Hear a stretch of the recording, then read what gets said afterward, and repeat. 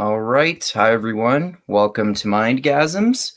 Gonna do another uber nerdy chat on fantasy book today.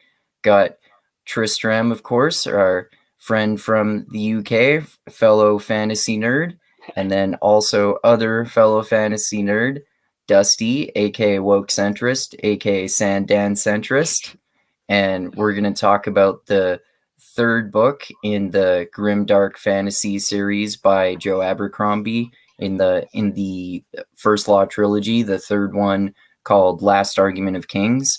And oh man, this is such an awesome book. Just like Joe Abercrombie's other books, I like it more with each reread, and especially like I was talking to Dusty about this since I've read some of the standalones, and also since he sent me the short story collection called Sharp Ends.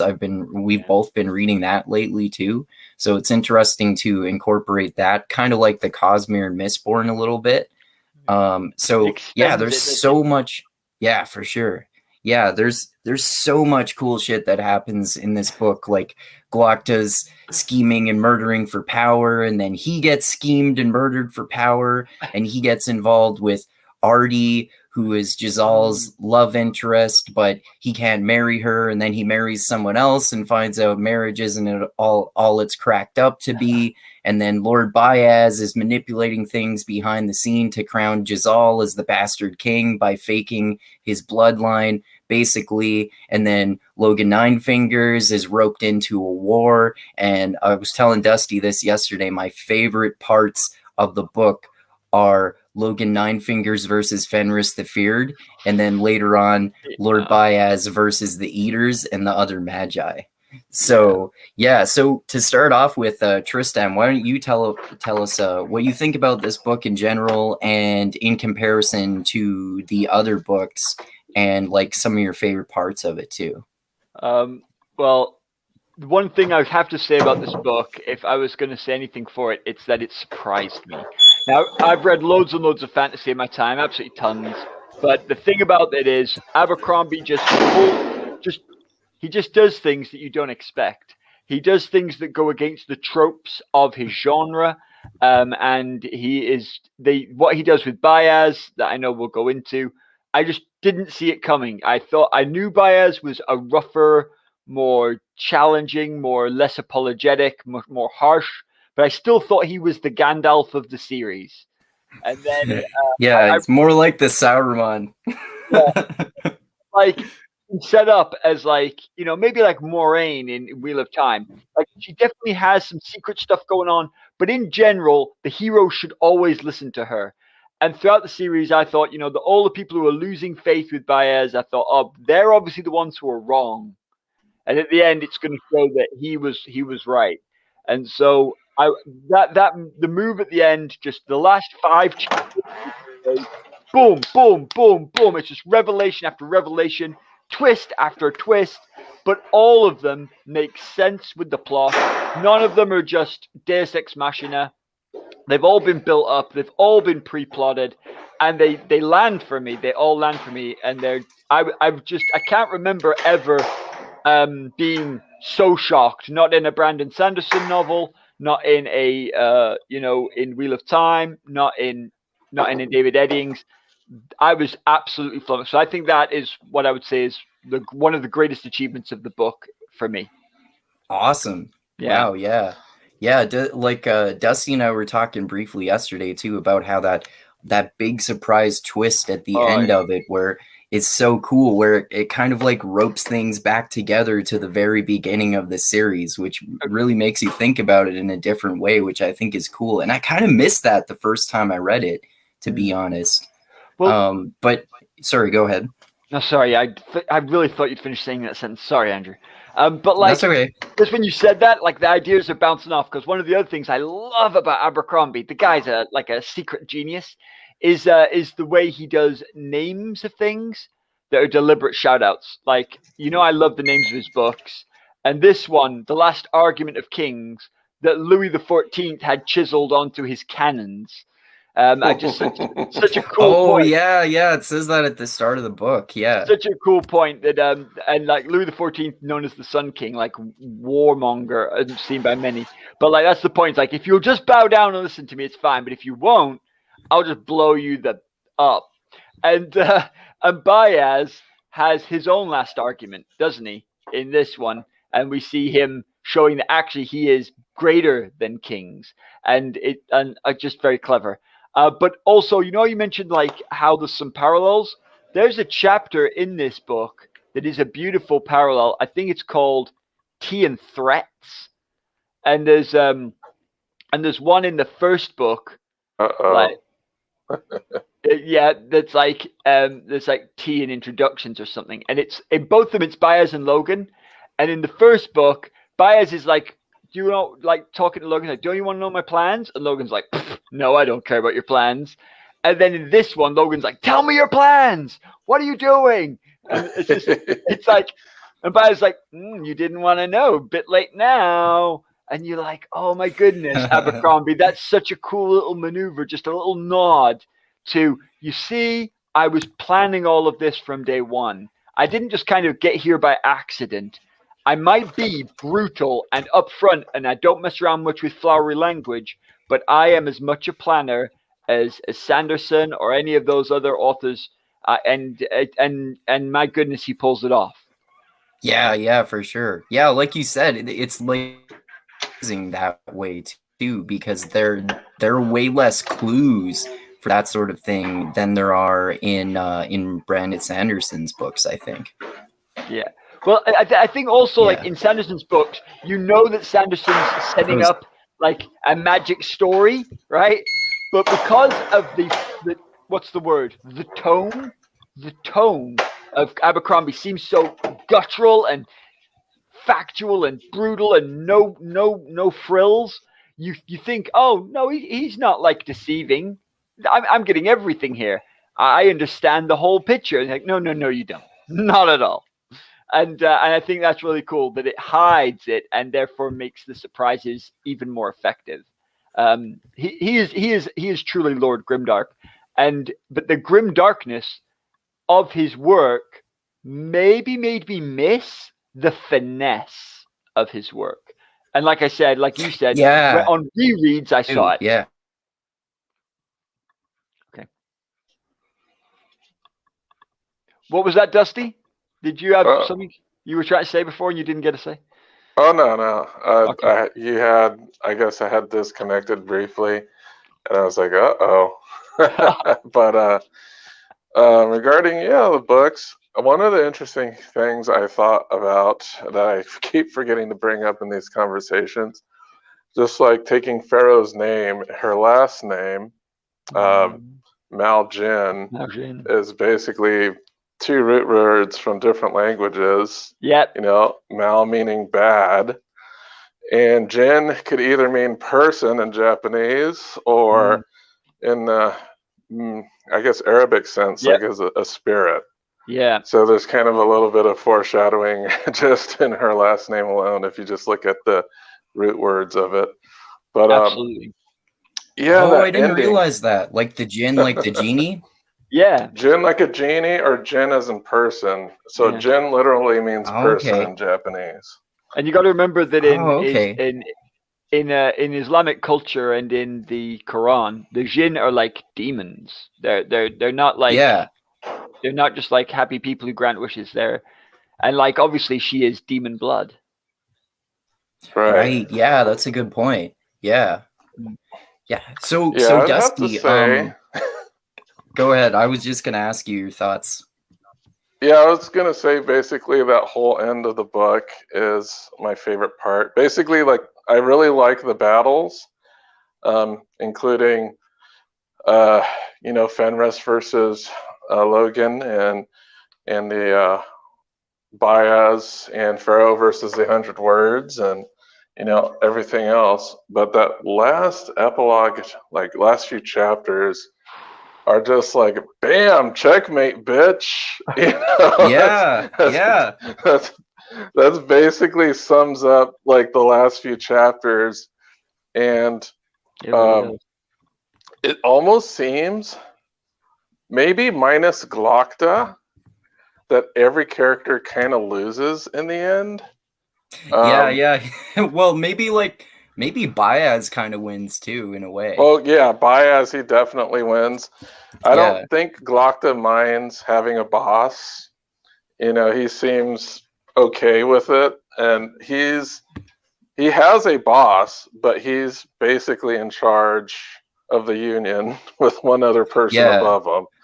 Basically, like at the end of the book, when Bayaz kicks Jezal's ass with magic when he's talking back to him, and after that, when Jezal's talking to Glokta, we basically find out that basically Bayaz is in charge of the kingdom, and basically Glokta is actually the second in command. Jezal's kind of like he's kind of like what's that word? A figurehead. Yeah, he's kind of a figurehead. Yeah. Puppet king. Yeah. Yeah. And the chapter's like even called something like the power behind the throne or something like that. Yeah, behind the throne. Behind the throne. So it's deliberately saying exactly what you just said. Yeah, because I kind of consider Logan's ending like a bad ending, pretty much. And at the very first couple read-throughs, I didn't find it that justified, but after I've read some of the short stories and other materials, I was like, yeah, that definitely would happen.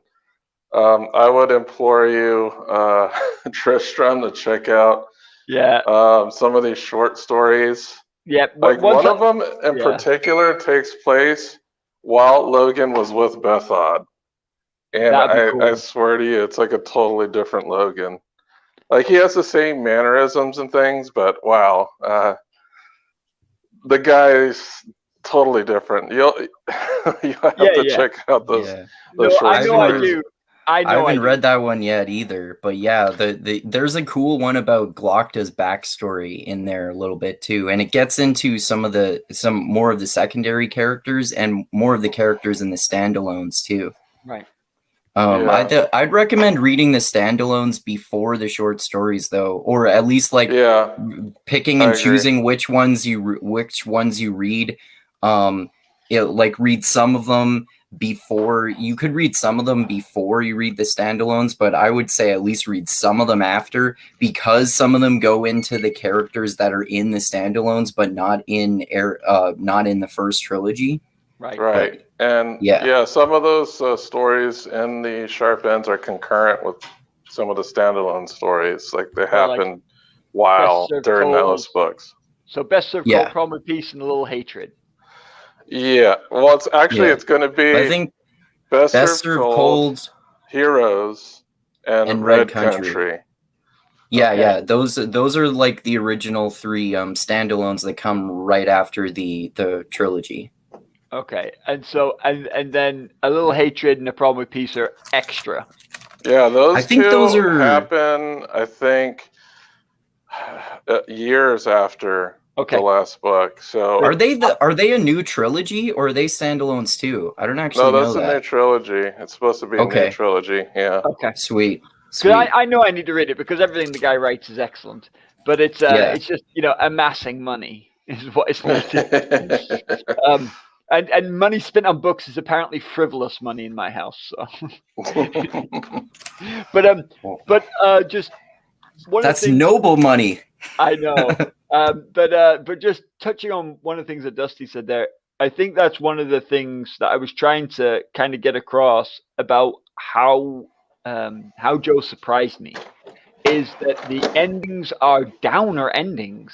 Yeah. The character arcs, like just going through them, like Logan seems to be kind of maybe getting to grips with handling this other side of him, and he's been kind of a hero. It's almost hard to believe that he was this guy, and then the tragedy of his ending for me, again, I understand that there's more yet to come, and obviously it isn't fully written out, but especially one of the things, those of you maybe this is a spoiler stream, so if you're watching this, sucks to be you if you haven't read it. But but like the when he kills the Thunderhead Right. under the influence of the Blade Nine, I was gutted. The Thunderhead and Crumman's son, or what's his name? The leader of the Hillmen. Because in that same fight, he kills both the Thunderhead and I think his name is Crumman.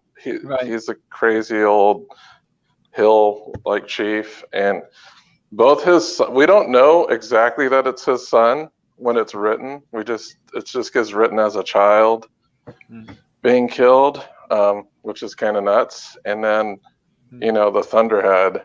I was like, are you kidding me? Did he really just do this? Yeah, agreed. Sure. It's just like when you think, well, that like there was just no need, right? If he was in his own mind. But one of the things that Abercrombie does there is he just goes, look, I pull no punches. And when I say he is out of control and the Bloody Nine is seriously dangerous, maybe as dangerous as anyone else you've come across, more dangerous than Bethod, maybe more dangerous than Black Dow, you're like, oh, maybe he is. Yeah. Because I didn't think he would kill one of the crew.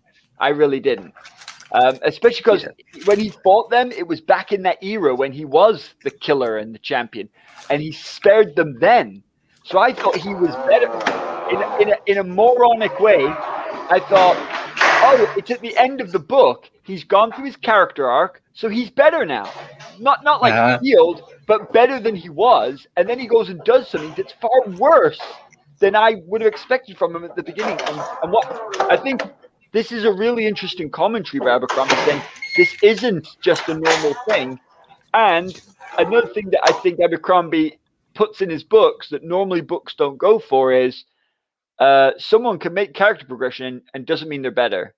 Doesn't mean they get better. Doesn't mean they make heroic choices. Because West makes great character progression.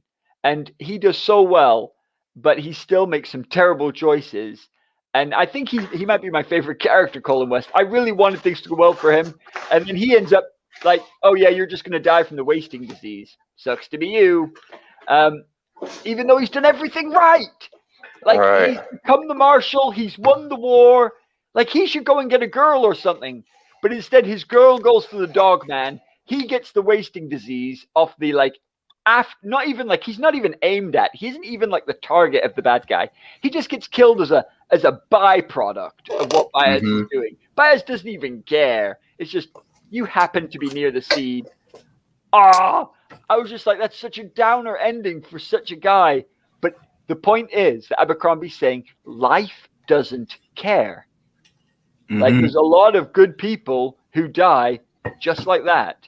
And you don't need bad people who survive. Yeah, and profit. And sometimes that will happen. And it just and the thing is, I think that's why Abercrombie can get away with it in a way, because if you go to his books, he's saying, look, this is the ride you're on. He never pretended this was going to be a happily ever after ride. And so we can take it. And because it's different, like I couldn't read Abercrombie every day. I really couldn't. It's not my jam. But because I don't read it all the time, I can really get the impact and the shock value of it. And for that reason, I find it almost more impactful than most of what I read, even though I find it easier to read stuff that's more in my line. Yeah, I totally get that, man. Yeah, Joe Abercrombie really is Lord Grimdark. Like even in A Song of Ice and Fire, some of the there is character development with some of the characters, like Jaime Lannister. There's some character development. Tyrion, there's some character development.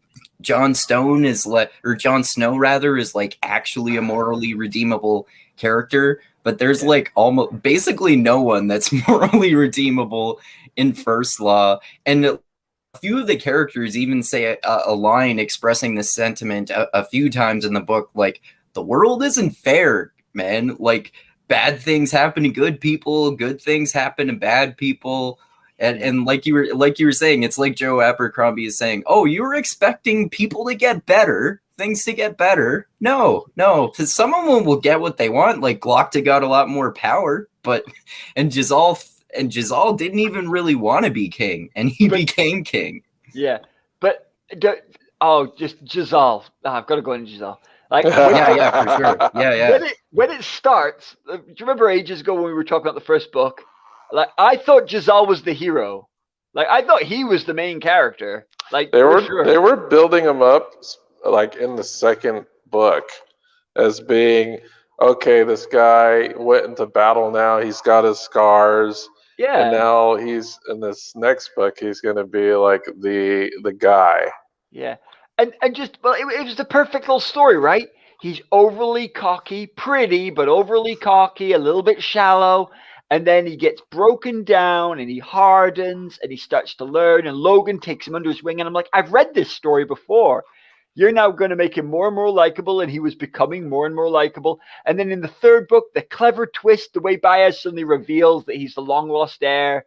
And of course he isn't, but we buy it. And the whole country buys it. And they uses the trick to get the two political leaders who could both do it. They pick him thinking he'll be weak, and he isn't weak. He's actually pretty good. And you're like, yes, this is a great ending for Jezal. He's going to be, he's done it. He's actually come through the progression. And then, of course, he has to get married to a political companion, and it's an arranged marriage. And you find out that she is basically a lesbian, so she doesn't want to be in the marriage. He doesn't really want to be in it. The girl he actually likes is going to marry this ugly cripple man who's a killer. She ends up marrying Glokta. And you're just like, are you kidding me? So he just gets like a big middle finger. And yet, so he's king, but he is king of ashes. He is the puppet king who has to be married to a woman who doesn't want him and never will want him. Because Abercrombie makes it clear, it's not like about winning her over. She will never be happy married to a man, even if he was perfect. And so it's a really awful situation. And the thing is, to be fair to Jezal, he makes the best of it, damn it. Yeah, he tries to. Yeah. And so my heart bled for Jezal because I thought he was going to get like quite a good ending, especially when they manipulate to go out. But that's when I thought Bayaz was the good guy. I'm like, oh, you see, it's all a cool plan to make it all work out. And he's going to heal Logen. He's going to calm down Magi, and he's going to make Jezal the hero he's meant to be. And I realized then that, you know, in the fight for the championship right at the beginning, he empowers Jezal so he wins when he shouldn't win. Right. And then here he does it instead of in a physical battle, in a political one. But Bayaz again from behind the throne empowers Jezal so he becomes king when he shouldn't be king. And you both times think maybe he's doing it for Jezal. And in neither case is he doing it for Jezal at all. In both cases, he's doing it entirely for Bayaz. And you're like, oh, Abercrombie, you devilish git. How have you managed that so well? Beautiful parallels between book 1 and book 3. And this is one of the things I think that makes him not only like a bit gruesome and a bit like, I gotcha, and ooh, you weren't expecting that, but also like artistic in his symmetry.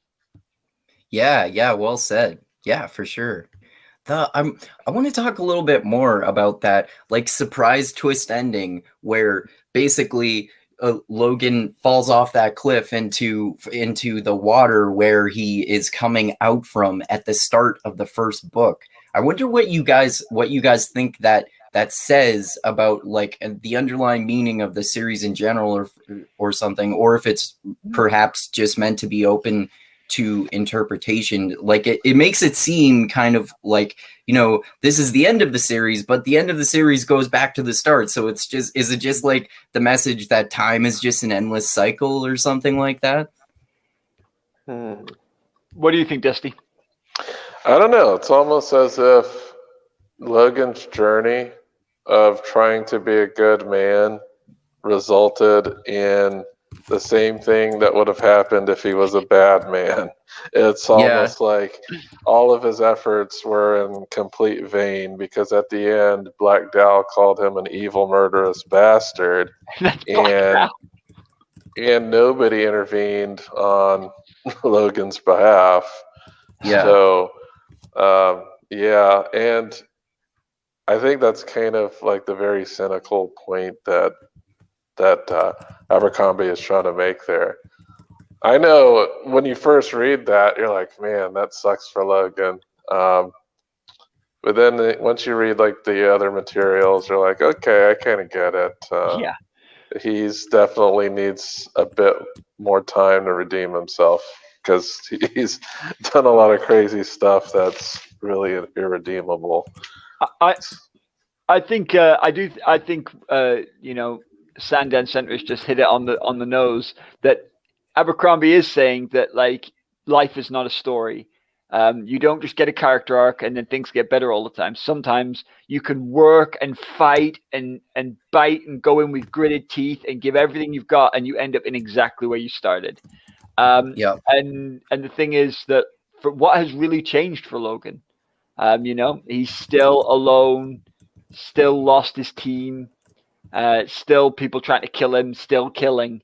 And that's like the challenge. Is just there might be different enemies, there might be different stories, but as long as the Bloody Nine is a part of him, Logan can't really break through. And I don't think we're given conclusive answers, but I don't think Abercrombie wants us to have conclusive answers. And I think I agree. That's true of many characters. And one of the things is you could see it as Abercrombie's just like, oh, this person might be good. No, they're evil. This person might be, no, they're evil. But actually, I don't take the story from, my message is that I get from him is not that no one is redeemable and not that no one is good. I take the opposite from it. I think Abercrombie is saying people are selfish, essentially, and they can try some good stuff, but a lot of us struggle. And one of the cool, liberating things about what Abercrombie is maybe sharing in his story that reflects, I think, a little bit of real life is that sometimes we don't think we're good people. Like, because I know stuff about myself that other people don't know. I know what goes on inside my head. And I'll be clear, some of what goes inside my head is not nice stuff. But what I realize that Abercrombie is saying is, don't get too down on yourself, that guy. Like, all these people are flawed. All these people do some bad things. But the point is that he makes us see it from their point of view. He makes us think Logan is crazy, and sometimes he is just a flat-out murdering psychopath.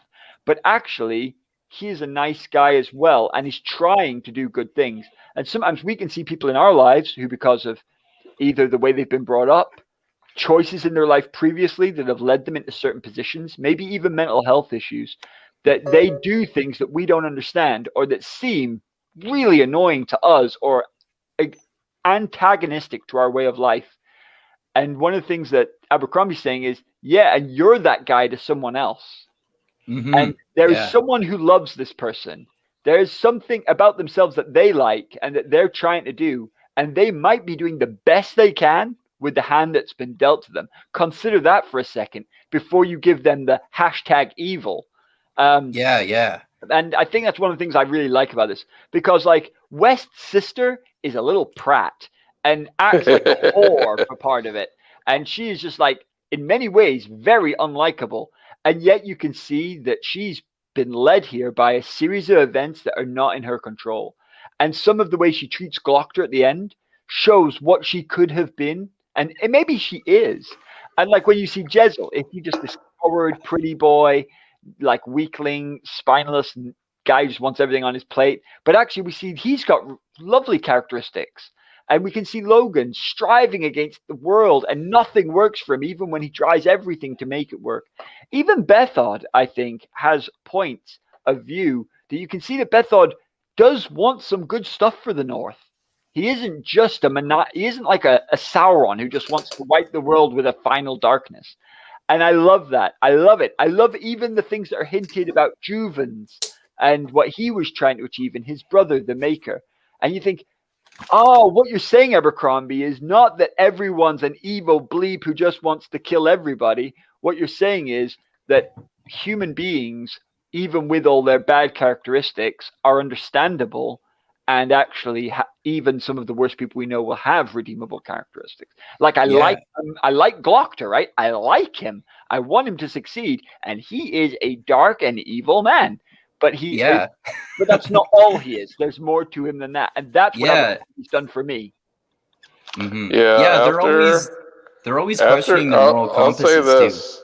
like once you start getting into more of the series, Glokta really isn't as evil as some of the other characters, man. Like especially some of them in the standalones. Like there's a character that's introduced in the main series, and then you read the standalone, it's like, Jesus, this guy is freaking horrible. Markedly worse than Glokta. Absolutely. So I would say yes, there are some characters that are evil. They're just not apparent in the trilogy. It becomes more apparent when you read some of these other things. You're like, okay, some of these guys are really bastards. Well, yeah. Well, I think there's lots of people who are shown to have incredible evil characteristics, and you would like, yeah, you guys should be locked up or killed.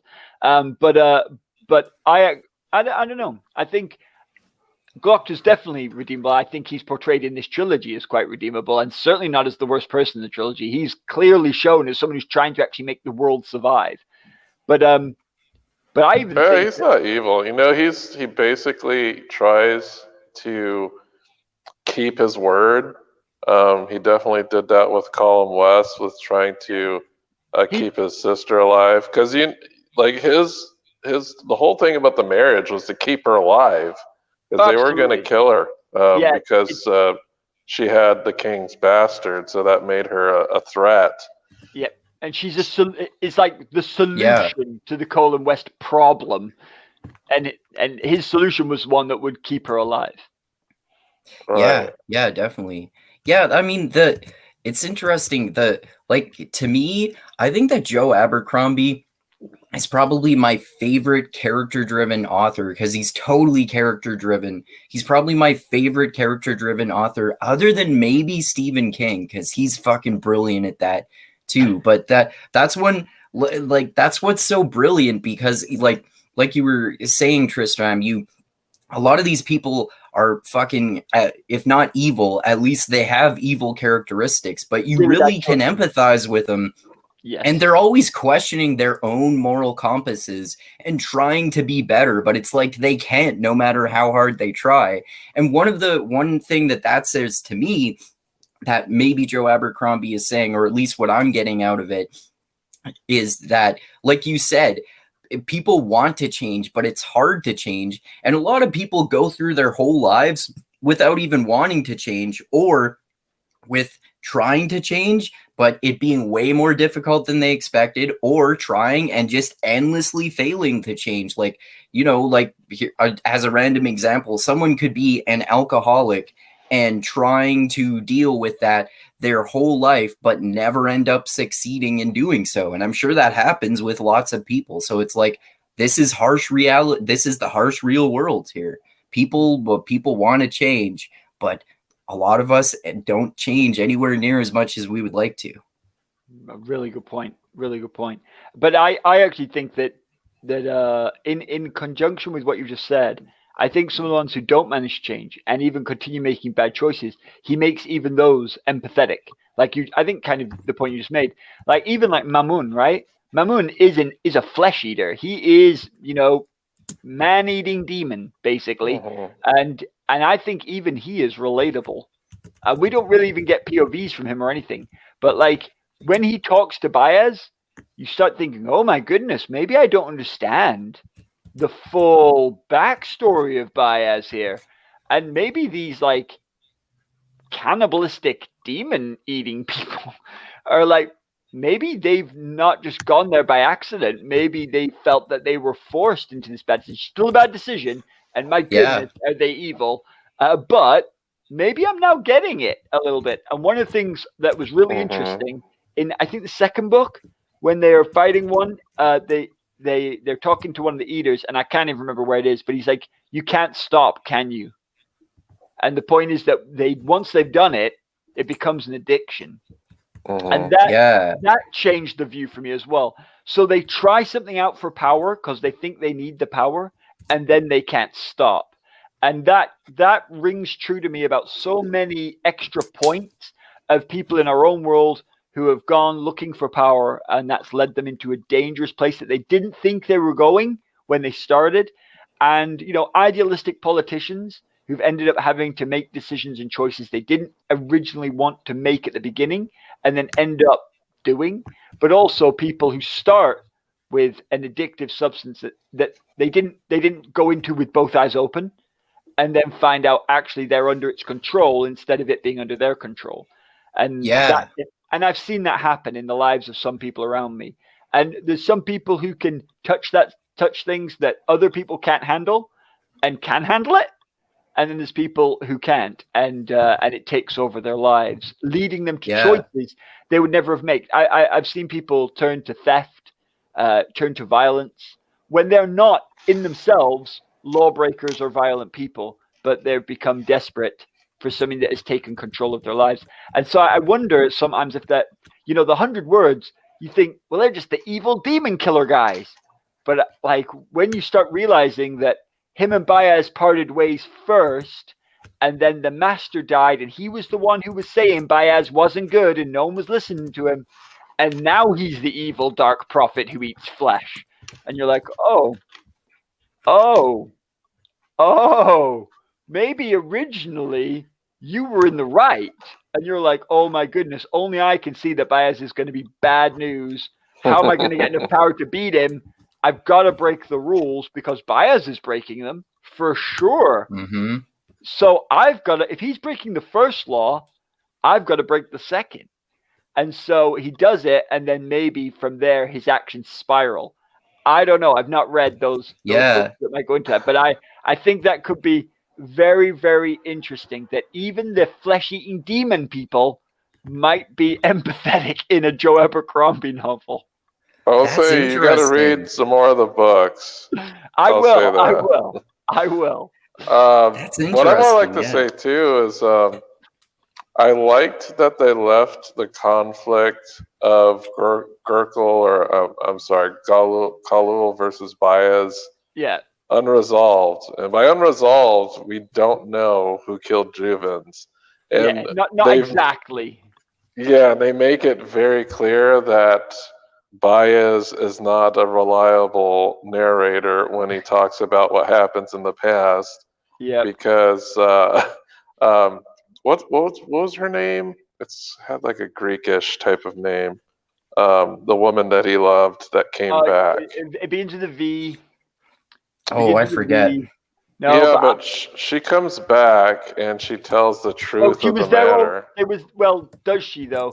She was. Well, she was always there, but she was always there. Exactly. She replaced the apprentice. Kwai. And so when Kwai tells the story in book 2, we now know. Is it Kalu? No, I don't think so. No. That's the other apprentice. It'll come. Is Logen? Ptolemy is her name. Oh Ptolemy. no, I just looked up the wrong thing. Ptolemy, that's it. Yeah. It's definitely that. And so Ptolemy, when she's Kwai, she tells the story in book 2. Because they go and see that other Magi, and like they're all kind of wondering, like, why aren't these Magi like all like super happy with Bayaz? And she tells a story of that experience, and it's a bit different from Bayaz's version.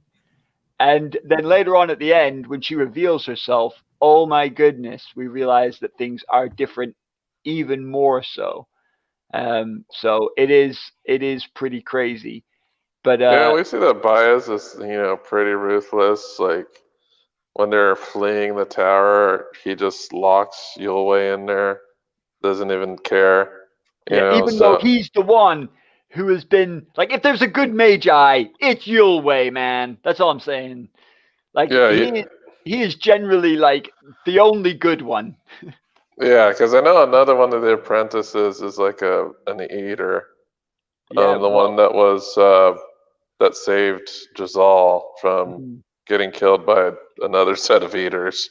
Because he used a divider on them. Oh yeah. And that's cool. And he goes with Bayaz at the end, doesn't he? Right. He's Bayaz knows. He knows he's an eater, and it doesn't perturb him at all. Because they know they're breaking the rules. He doesn't. He basically says in the epilogue he doesn't give a crap about the rules. He's going to do whatever it takes to win. Rules be damned. Yeah.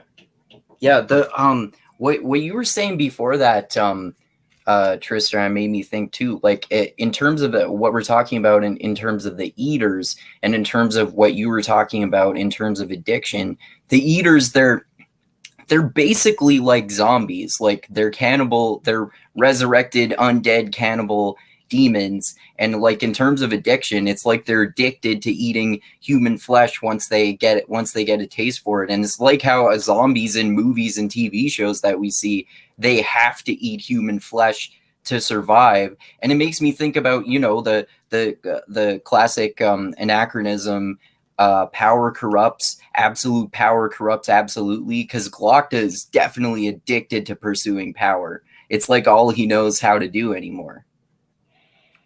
Well, I don't know. Glokta seems okay in whatever place he's in, because he doesn't seem that ambitious to me. Did you mean Bayaz when you said Glokta? I think I meant Glokta. Really? Glokta, but yeah, you could say that about Bayaz too, for sure. I think, yeah. Well, I don't know if Glokta is addicted to power. No, I don't know. I don't think so. I think if Glokta was allowed to retire without dying, I think he could. I think Glokta is more concerned about being of use, because in his situation when he got out of Gurkil, he was useless. He was battered. Like, he couldn't be in the army anymore. He couldn't fence anymore. He was ugly, so his prospects were bad. I think his most concern is being useful to society, and I believe he felt useful as a superior, and being in the Inquisition. I think that was the only thing keeping him going, that he had some type of use in society. I think if Glokta didn't have a job, he'd probably commit suicide. Because he was not happy with his life in general, except whenever he had a purpose to actually do something, or if he was tasked to do something. Oh, okay, that's interesting, because I still saw that as him being ambitious, but I get what you guys are saying for sure. Because I don't think getting rid of Archlector's Salt was anything. I don't think it had ambition to do with it. It's because he was being he was crazy. He was doing his job. He's like, okay, we see this guy doing some crazy ass rituals down in the basement, and he is plotting against the king. He's treasonous. So Glokta was basically doing his job. I don't think he deposed Salt because he was looking to be placed in Salt's place. And I think even when Bayaz made him the Archlector, he was completely surprised that he was chosen, and he thought the other guy who was the superior would have been a better choice. I think it was Hoyle Hoyle was the other guy. Goyle, yeah. So, yeah, I don't think Glokta likes being up in those realms of power, because it makes his life that much more perilous.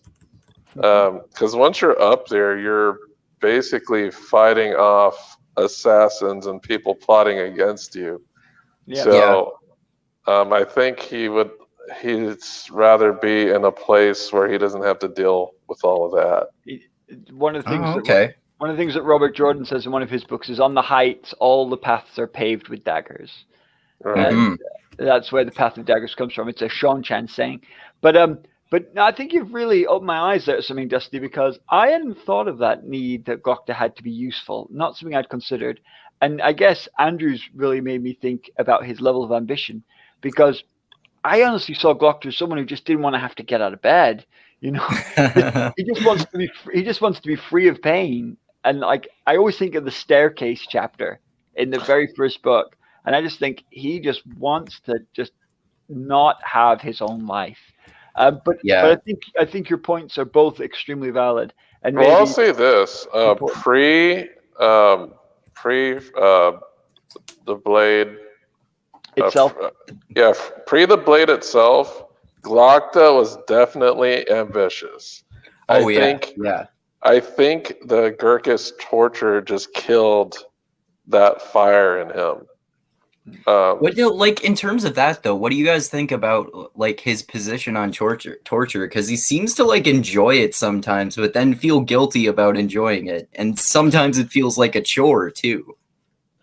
Yeah, well, it's because we do get to hear his inner thoughts while he's doing these things.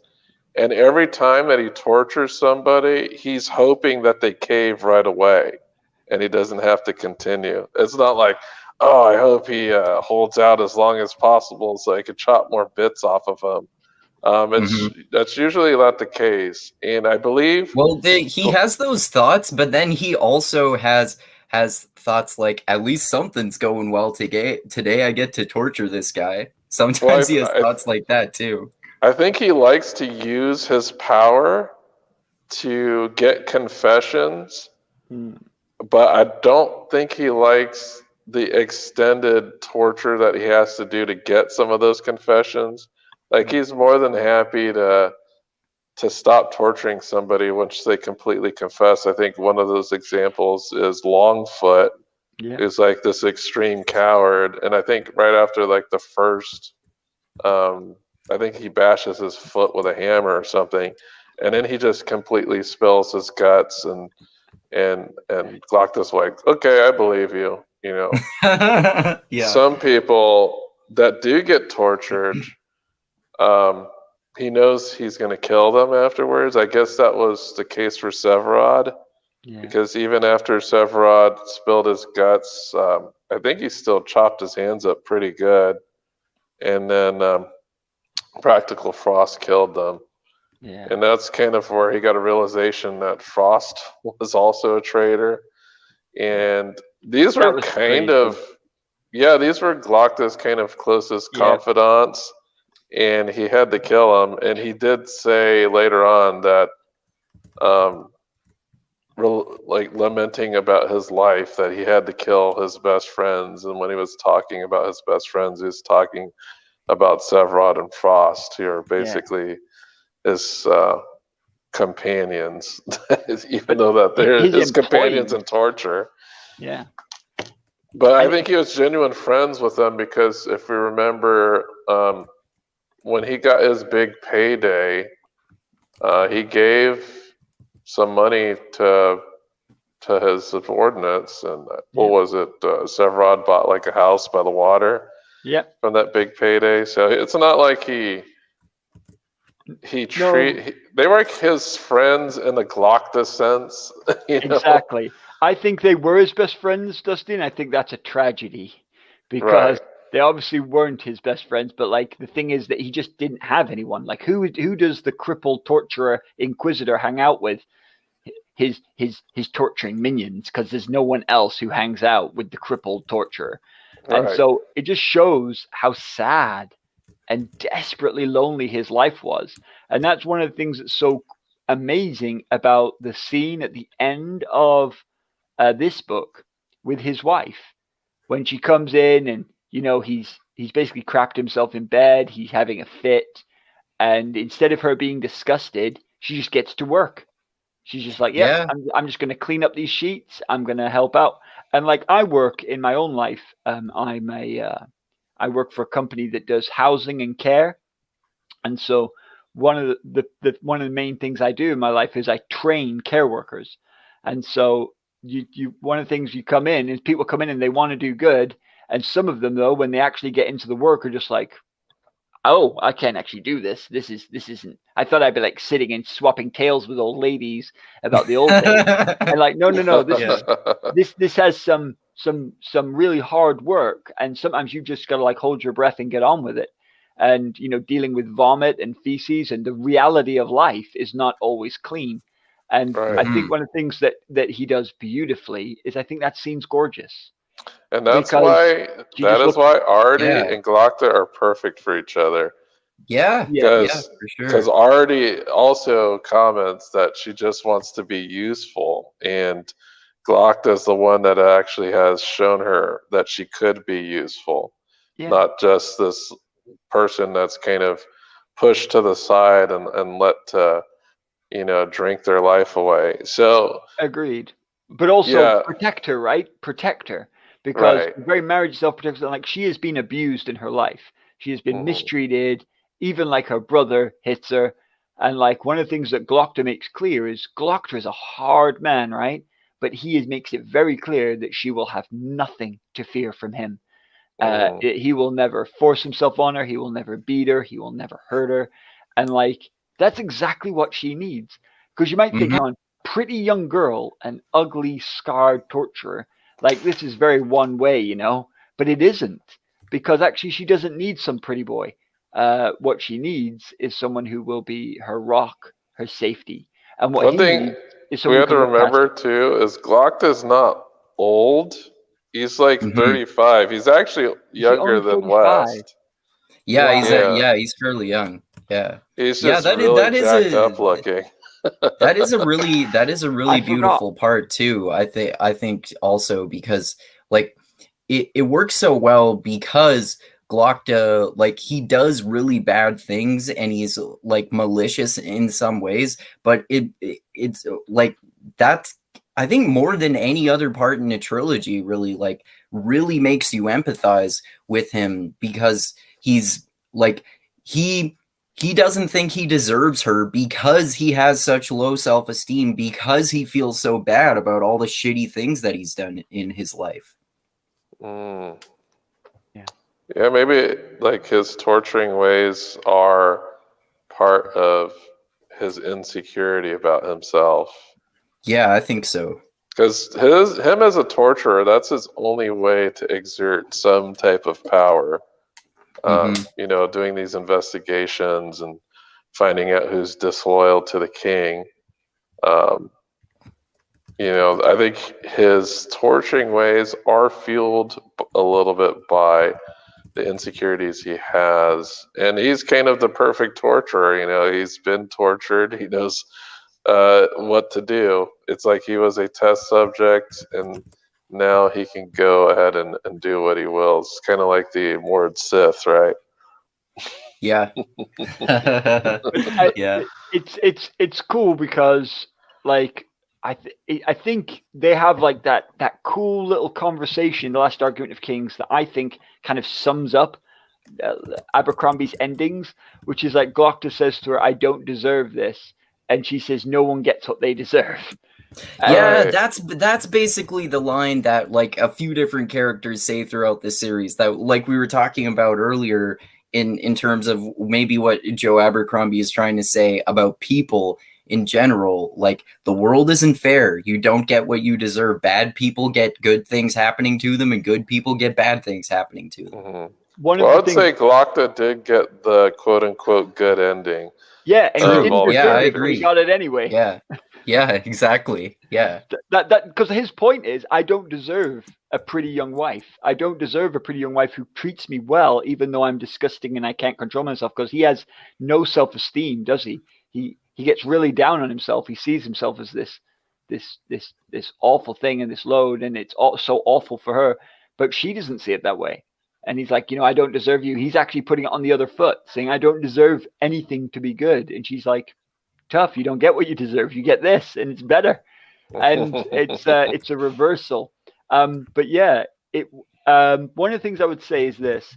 I do think that reflects something of reality, that you don't get something just because you deserve it. But one of the things I think that this series shows, for good and bad, is that whatever you're dealt, certain kinds of people can turn it to their advantage, and you can turn it, and you can turn it to bad. Colin West is dealt bad hand after bad hand after bad hand, and he frequently turns it right around and uses the fact that he's in a rubbish war with terrible generals to actually form himself into the new High Marshal, because they suck so much and cause so much death that because of that, he ends up killing the Crown Prince and becoming High Marshal himself. which could only have happened because he chose to react to very unfortunate things that he did not deserve. And when he finds out that the woman he's fallen for is in it with the dogman, he could have, tried the stabby approach, but he doesn't. He changes his perspective again. And when we see Glokta dealt this terrible hand, and yet look what he does with it. And I think that's true of life, that we cannot guarantee we're going to get it easy. We can't guarantee that if we're nice, that bad things aren't going to happen to us. But what we can do is choose what we're going to do with the hand that we're dealt. And that is empowerment. And I think that's something you get from this. Yeah, for sure. For sure. Well said. Do you think Cullum West became self-aware about his anger issues? Because I know they made a big point at calling him furious.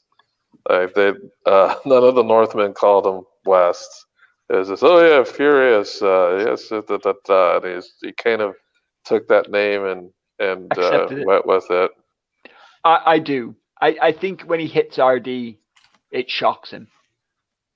I think you get that in the book, that he does it, and then he's like, my goodness, what am I doing? And it reminds him of like, I believe their father, and he's like, that's not who I want to be, but it's who I kind of am. And you can see why he's gone into the military rather than into other kinds of career. And I absolutely do think he became self-aware. I don't know if he ever overcame it fully, but he definitely became self-aware. I think. Right. I think that's shown in the book quite clearly. Interesting. I didn't notice that to the same extent that you guys did. That's interesting. But just going back to what Dusty said, I think the Northmen really do cut through the crap. I think they're very self-aware, maybe more self-aware than anyone else in the books, because in the Empire everyone's politicking and it's all masks and stuff. The Dogman's just like, I'm the Dogman. And like the guy who calls himself the coward or the least, whatever he is, the one who they sent out because he was like the weakling to die, and then he gets spared, and so he ends up on Logan's crew even though he's seen as the weakest or the least. I love that. I love how they're just like, they totally embrace that and don't try and hide from it. Even Black Dow doesn't, he like knows he's Black Dow. He's like, I am an irredeemable scum, and he just embraces it. And I think there's something that Abercrombie's trying to say there about sophisticated people being just as bad as less sophisticated people. They just hide it better. Yeah, even from themselves. Sure. Even from themselves, less self-aware. Yeah, for sure, man. Yeah. I want to talk a little bit more about since this is grimdark, one thing that I actually kind of like about First Law, even though I love like Brandon Sanderson and like Wheel of Time and the really detailed hard magic systems and even soft ones with lots of detailed magic throughout it, I kind of like in the First Law trilogy that there isn't really very much magic at all. Nope. And it's especially even in this book, like until the end of the book. So I wonder what you guys think about like that whole thing that happens with the seed and bringing the eaters back and the 1,000 words and all that kind of stuff that happens. I think it's immaculately well handled. I think it's the best soft magic system in many ways because it achieves wonder, it achieves mystery, it leaves you guessing, but at no point does anything happen that you just think, well, that's just bull. Because on the whole, he doesn't solve the problems with magic, apart from the big one where he kills the 100 words with the seed. But that is clearly foreshadowed extensively before it happens. But on the whole, very, very little magic is used, as you say. And so that makes the magic more wondrous, mysterious, and interesting.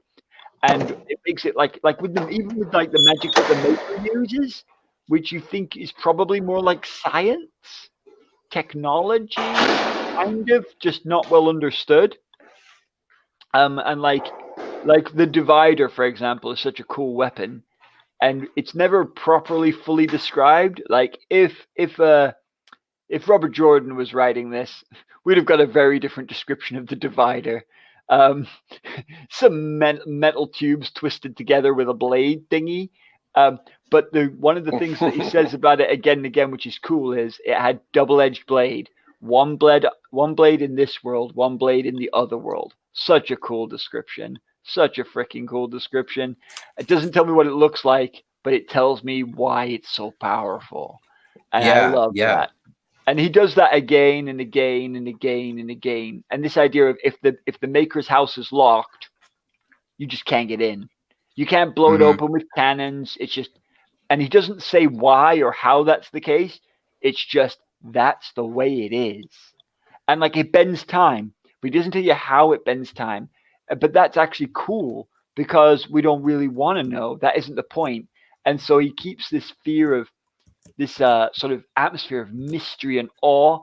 And when they talk about the past thing, the bit between Juvens and his brother, and like Ptolemy and Bayaz and what went down, and it's all very mysterious. It's more, it has that feeling of myth, you know, like the way the Greeks talked about magic with gods and stuff, rather than the way like Sanderson talks about it in a very mechanical manner. And that's cool. Like, again, I prefer hard magic systems because I like to feel like I'm getting knowledgeable about the world and all this.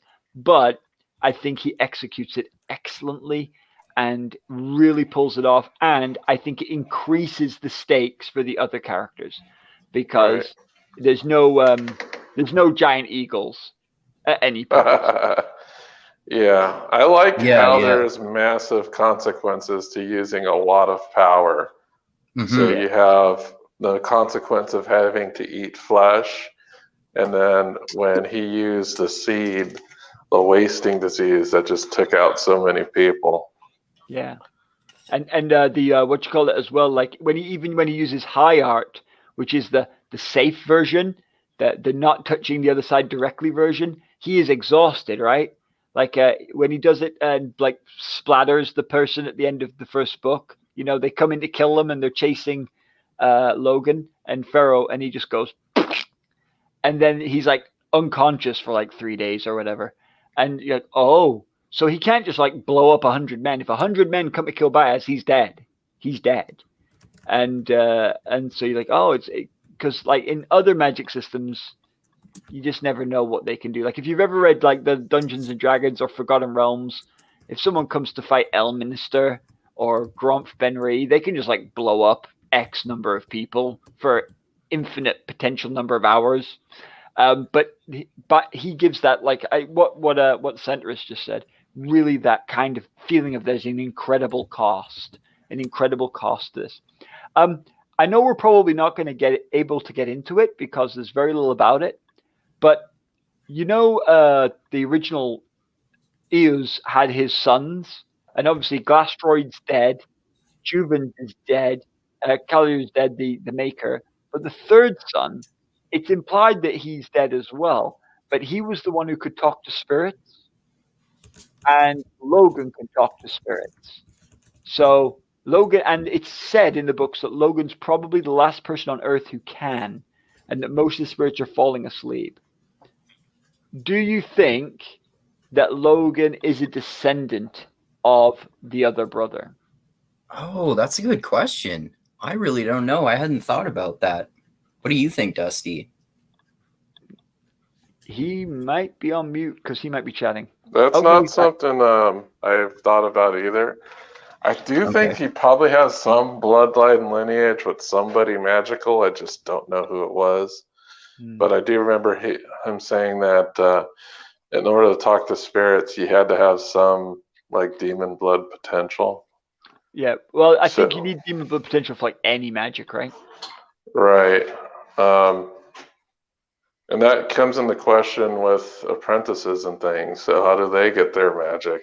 You know, how does, you know, Kwai, how would have he gotten his magic? Like what is the requirements for using the art? There's an implication that they all need at least a little demon blood to even be able to do it. Because remember, Eos is a demon himself. He's a demon blood himself. And so all his sons are. And so that was one of the things that I had to like get my head around. I'm like, Bayaz is the good wizard. And then I realized there are no good wizards. Everyone's got demon blood. Everyone. Yulwei, or at least a little, I think, to be able to even access magic. That's certainly the implication I was given. He said that a half-blood can access all magic. Yeah, or even less than half-blood. Even if it's way back in your line, I think. But you have to have, I think, some. One of the things that's really interesting is there's a line, and again, don't quote me on this because I can't actually find where it's from.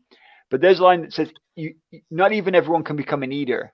You can't just start eating and get power. You have to already have a little bit of a prerequisite to do it.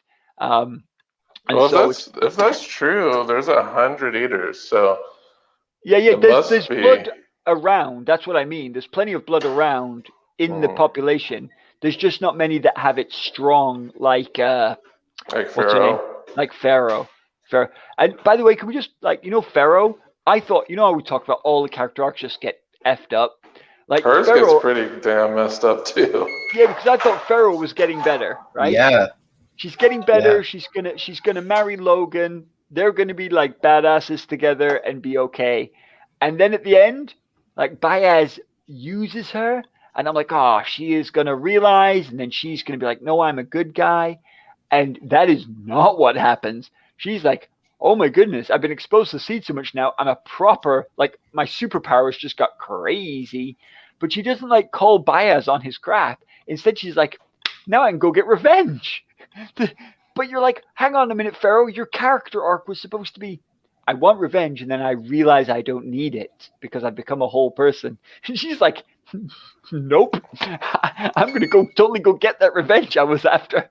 And she like nopes out to the south to go and kill the guy she was going to kill in book one.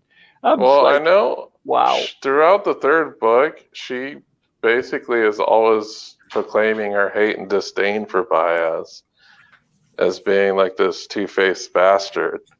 Because she gets to hear the story of who was actually thrown from the tower. So at that point, she's like, Bayaz is full of shit. Because Kwai tells it, and also Yulwei says, hang on a minute, Cannibal went first, and then his daughter.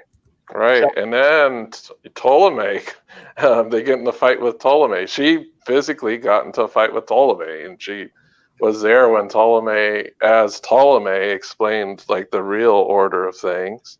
Yeah. And no, she's not reliable either, potentially. Potentially, but she's alive, so at Fair least, point. with there were being no witnesses, when Bayaz did his thing, he can basically dictate what the story was going to be. And now that Ptolemy is back, what other reason would she have to be like this pissed off and wanting to get revenge on Bayaz other than Bayaz tried to kill her? And again, Bayaz just doesn't fight his own fights, does he?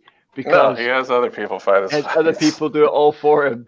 And you just think, Bayaz, you're a little git. Because Yulwei's the one person who's never turned on him. All the other Magi have eventually sort of become skeptical and left him. And he stayed loyal. And then he just nopes out and leaves him fighting his ex-girlfriend.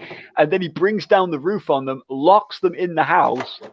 So presumably they're dead or killing each other. And it's just, but either way, it's over. And it's just like, my goodness, that is so dark. And or maybe they both stopped fighting and said, God damn it, we got to get this Bayaz bastard when somebody opens this door. Yeah. I hope Joe Abercrombie writes a story where he's like, 20 centuries in the future, Bayaz is long dead, and then someone opens the door and they're just like, like it's an Indiana Jones moment, and this guy goes in, he thinks he's Star-Lord or whatever. He's like, I'm going to steal. And then blah, blah, blah, blah, blah, blah. And they're like, we don't trust anybody. Everyone's dying. It's like, I would not want to open the door. So talking about Ferro, there was an attempt for Logen to rekindle his relationship with Ferro at the end, but she had actually gone crazy because she was hearing demon voices, and she was kind of just enraptured in listening to those voices, or at least trying to convince people that those voices were there, which is kind of sad for her because she's just kind of went nuts. I think she spent too much time with the seed. Yeah, and then the motivation for what was Logan's real motivation for coming back to Adwa to help him out? Yeah. You know, was it really that he owed them, or was he going back specifically for Ferro? Because Jezal and Ferro were in trouble? He did mention that he needed to go look for them, because there's a part where they get separated from his mates, and he just goes and says, "I gotta help Ferro and Jezal," and he goes out. I think by himself. I think Logan does have personal loyalty. I absolutely think he does. I think that's why the crew thing happened for him. I think that's why Ben Bethard exiled him. They went with him. I think it was I think this man-to-man reliability, and that's one of the reasons it's so tragic when he kills the Thunderhead for me, because I genuinely believe he had a personal relationship with that guy and liked him and loved him as brothers can love, and then just killed him as the Bloody Nine. But the thing is, I think Ferro and Logan are dark mirrors of each other, because Logan's hearing demon voices. Well said. Yeah. Not the spirits, by the way. Sorry. My opinion is that that's what the Bloody Nine is. I think the Bloody Nine is an actual demon. I don't think it's just Logan's berserk mode. I think you might be right, because like you were saying earlier, he can like if you can communicate with spirits, or however you want to phrase it, then you are at least like half blood or something like that. So it seems like I think you guys are right that he has access to some sort of magic powers, and maybe it's always like when he gets the fuck beat out of him that he goes into like basically psycho berserker murderer mode, which makes, and people, like, everyone is afraid of him when that happens. Like, and it describes his eyes going black, like he literally looks like he's being possessed by a demon. When you look at like any horror movie or anything like that, that's what happens. Even Black Dow doesn't mess with him, the Bloody Nine.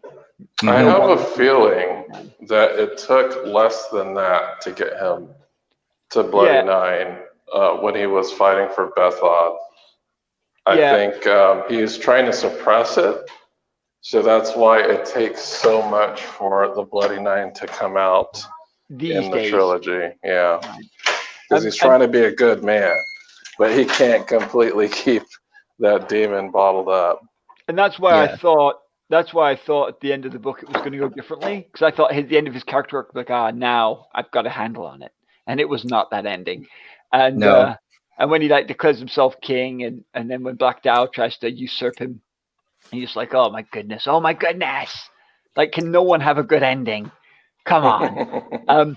But I think there's just so much going on in this book. But one of the things it does incredibly well is, as we've said, these layers on layers of amazing endings that defy expectation, that twist the reality, that make you reconsider and say, hang on a minute, how the crap did that happen? And even like some minor ones, like the lady who is present in book 2, and then Bayaz lets her go. And then she comes back in this book, and Bayaz is like, I let you go. Danida. Yeah, what you doing back? And she kidnaps him to say, I'm going to warn you that they're coming. And he's like, I told you to get out, and you didn't. And so then she gets re-imprisoned, and he's like, and now all your assets are gone. So now you're basically my slave. You will go and do what I say, or you'll get nothing. And she's now like, if she just left, if she just run away and never come back, he let her get away. And she just spurns his gift, thinks that she's got the upper hand now. And he's like, you don't have the upper hand, you stupid woman. You're against me. But Pike as well. Do you remember Pike? Yeah, Reese. He was formerly that Reese. Was so clever. Like, one of the first people we see him torture in book 1. And now it comes back, and just when you think everything's calm, he leaps for Glokta with a knife, and he could kill Glokta. He could actually kill him. After all this time, he could just get stabbed by the guy he started torturing in book 1. You're like, no, is Joe going to end it on this? And Glokta can't stop him. He's a flipping cripple, but he bursts out laughing. And his laughter saves his life. because the guy's like, what are you laughing at me for? He's like, I've got this. He's like, you want to like stab me, but I've got something so much better for you. And he's like, better than like stabbing my torture? He's like, let me take you to Archlector's soul, and you can proper be a torturer. And it calls him at the end Practical Pike. And you realize that he's like taken the spot of Frost. And you just think, that's a really cool minor character moment. Like, well thought through there, Abercrombie. Nice move. Didn't see that coming. And I mean, we've already touched on it, but the double betrayal by the Practicals, didn't see that. At first, I didn't think either of them would betray him. Yeah, me neither. And then I thought it was one of them was, and I thought the game was guess which one. Guess which one. Which of my Practicals is the traitor? And then when he gets the first guy, I can't even say his name. Severod. Severod, the spindly one. And you think, oh, they found it. And then when Frost was like tries to kill him, I'm like, no. It's Frost too. They're just traitors to different masters. And it's like a cup game where the answer is you can't actually win because the game's cheated. It's rigged, right? Yeah, it's rigged. Yeah. It's rigged. There is no right answer. And yet he wins anyway, damn you, Glokta. It's like he should not have survived, but he just can't. And it's brilliant. And I just think that is amazing. What about this?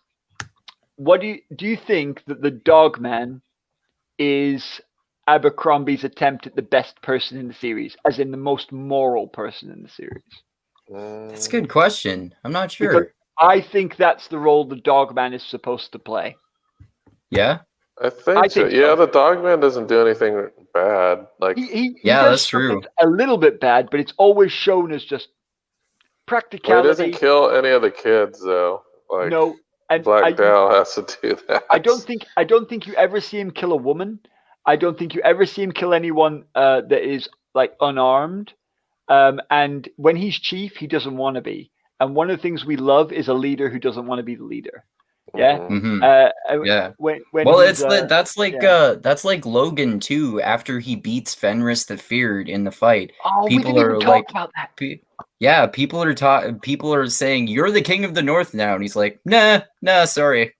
But he accepts. Yeah, we should talk about that more. Logan versus Fenris the Feared. And the Bayaz versus the Eaters. Even more so, Logen Ninefingers versus Fenris the Feared. I would say is probably my favorite part of the book. Definitely. I love how, like, basically Fenris the Feared is this awesome, big, giant, badass giant, which has half of his body covered in like indestructible armor or something, and he can't die even when Logan hits him in the fucking neck and shit like that. So he has to basically go into Bloody Nine mode and just go and like savagely beat the fuck out of himself in the process in order to kill him. But also like Dogman and I forget which other guy have to kill Colin that witch. West. Colin West that have to kill Colin that West witch. Helped him cheat. Yeah. Right. Yeah. They have to kill that witch who's helping Fenris the Feared cheat. And I think there's multiple importance things here that is really cool because you talked about the magic system not fully explained, but we know it's really powerful. We don't know what the witch was actually doing. Well, no, we know that she could give strength. We know that. We know that she had the golden voice, and we know that she had the long eye. But the one of the things she clearly did with Fenris the Feared is gave him strength. That is like stipulated. And then so when he's fighting Fenris the Feared in the circle, and just one of the things that's cool about this is it's been mentioned since book 1, this idea that in the North champions fight in the circle, and that's how he beat the other guys, 3 trees, etc. Dogman, and each one of them he took under his he let them live. But we've never seen a circle fight. And so now he goes up, and the very guy he fought all those circle fights for, Bethod, is now putting his champion, the guy who's basically replaced Logan, right? Replaced him. This is his replacement, the guy who took his old job. And he's like, I'm going to fight him. And Bethod knows, my goodness, he knows what the Bloody Nine's about. And so he's like, he needs this Fenris the Feared guy, and puts him in, and they fight. And the thing is, it's like they're fighting and he can't win. And yeah, when he knocks him into the side, West loosens his armor, doesn't he, on purpose in the kerfuffle. But even when like the Bloody Nine emerges and gives him like a chance, he's fighting back and causing the guy damage. He hacks off his arm, but he just puts his arm back on. I mean, this is just messed up stuff. And then he gets him in a bear hug, and he starts crushing him. And it's clear that even with the Bloody Nine, he isn't going to succeed. The guy's just got too much strength. But Dogman, Grim, and Black Dow, the remainder of his team, all of the ones who were left now that Thunderhead and the Least and Three Trees are dead, they all go and take down, I think you say it, Korib, the sorceress. And the thing that's really interesting about her is that she has the golden voice. So when they go, she like talks to them, and they just start turning to kill each other. Like, and they're happy about it. Yeah, like Grim's like, I'm going to kill you. And the Dogman's like, let me just take off my armor so you can stab me in the chest. And like, they're just going to die. It reminds me of Dune with the voice, if you've ever read Dune. Yes. But then Black Dow has his moment of the series, and he just goes, I'm Black Dow, savvy. I kill women who aren't looking for me. Just outright murders her with a single blow. Because if she'd known he was coming, that it would have been over too. The point is he kills her in cold blood, and that is what Black Dow is made for. And so yeah, as soon as that happens, it's clear that the Feared loses his immense strength, and he just becomes like an ordinary strong guy, and then he's able to break out. And once he's dead, killing Bethard is like almost an irrelevance. Like like it's like not even like he doesn't even pause. One of the things that's interesting is at the beginning they do like a shield spin or something, and the Feared wins it, and he could pick either the armor or the sword, Logan's sword that was made by the Maker.